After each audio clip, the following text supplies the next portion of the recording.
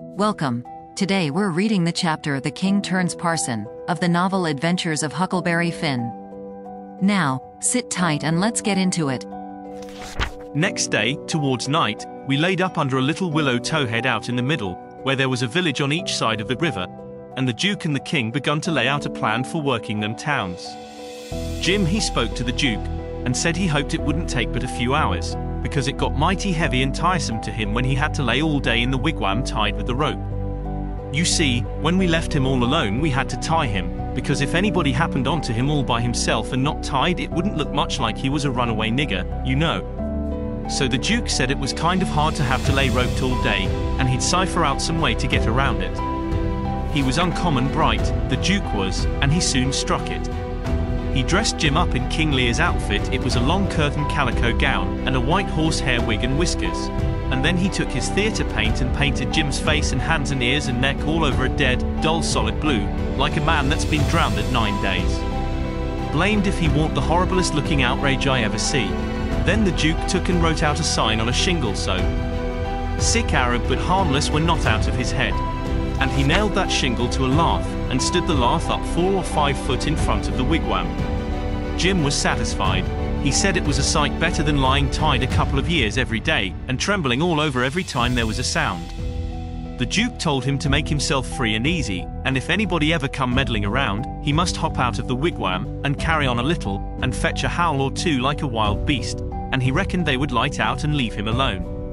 Which was sound enough judgment, but you take the average man, and he wouldn't wait for him to howl. Why, he didn't only look like he was dead, he looked considerable more than that. These rapscallions wanted to try the nunsuch again, because there was so much money in it, but they judged it wouldn't be safe, because maybe the news might be worked along down by this time. They couldn't hit no project that suited exactly, so at last the Duke said he reckoned he'd lay off and work his brains an hour or two and see if he couldn't put up something on the Arkansas village. And the King he allowed he would drop over to t'other village without any plan, but just trust in Providence to lead him the profitable way, meaning the devil, I reckon. We had all bought store clothes where we stopped last, and now the King put his'n on, and he told me to put mine on. I done it, of course. The King's duds was all black, and he did look real swell and starchy. I never knowed how clothes could change a body before. Why, before, he looked like the orneriest old rip that ever was, but now, when he'd take off his new white beaver and make a bow and do a smile, he looked that grand and good and pious that you'd say he had walked right out of the ark, and maybe was old Leviticus himself. Jim cleaned up the canoe, and I got my paddle ready. There was a big steamboat laying at the shore away up under the point, about 3 miles above the town, been there a couple of hours, taking on freight. Says the King, "Seeing how I'm dressed, I reckon maybe I'd better arrive down from St. Louis or Cincinnati, or some other big place. Go for the steamboat, Huckleberry. We'll come down to the village on her." I didn't have to be ordered twice to go and take a steamboat ride. I fetched the shore 1/2 mile above the village, and then went scooting along the bluff bank in the easy water. Pretty soon we come to a nice innocent-looking young country Jake setting on a log swabbing the sweat off of his face, for it was powerful warm weather, and he had a couple of big carpet bags by him. "Run her nose inshore," says the King. I done it.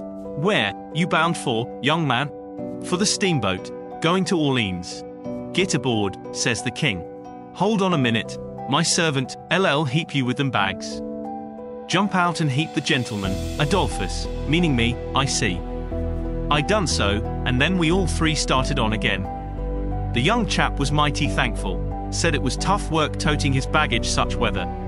He asked the King where he was going, and the King told him he'd come down the river and landed at the other village this morning, and now he was going up a few miles to see an old friend on a farm up there. The young fellow says, "When I first see you I says to myself, it's Mr. Wilkes, sure, and he come mighty near getting here in time. But then I says again, no, I reckon it ain't him, or else he wouldn't be paddling up the river." "You ain't him, are you?" "No, my name's Blodgett Alexander Blodgett, Reverend Alexander Blodgett, I suppose I must say, as I'm one o' the Lord's poor servants. But still I'm just as able to be sorry for Mr. Wilkes for not arriving in time, all the same, if he's missed anything by it, which I hope he hasn't."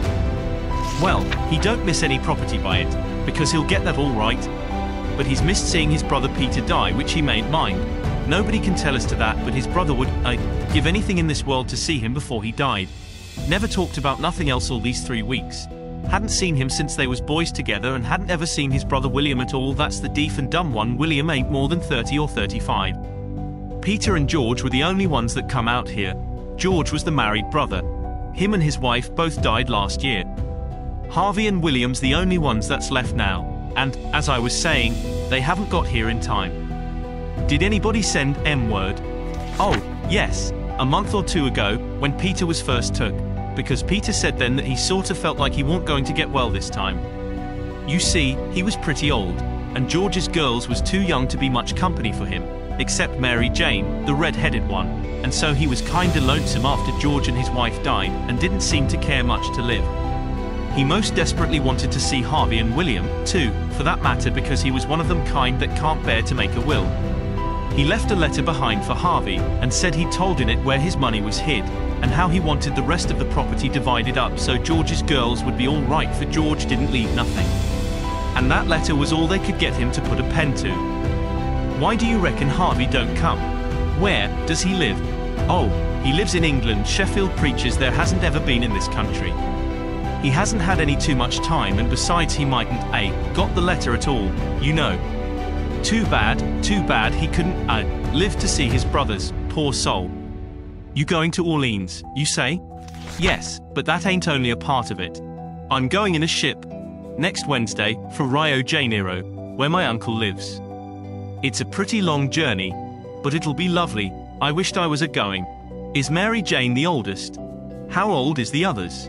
Mary Jane's 19, Susan's 15, and Joanna's about 14. That's the one that gives herself to good works and has a hair lip. Poor things. To be left alone in the cold world so. Well, they could be worse off. Old Peter had friends, and they ain't going to let them come to no harm.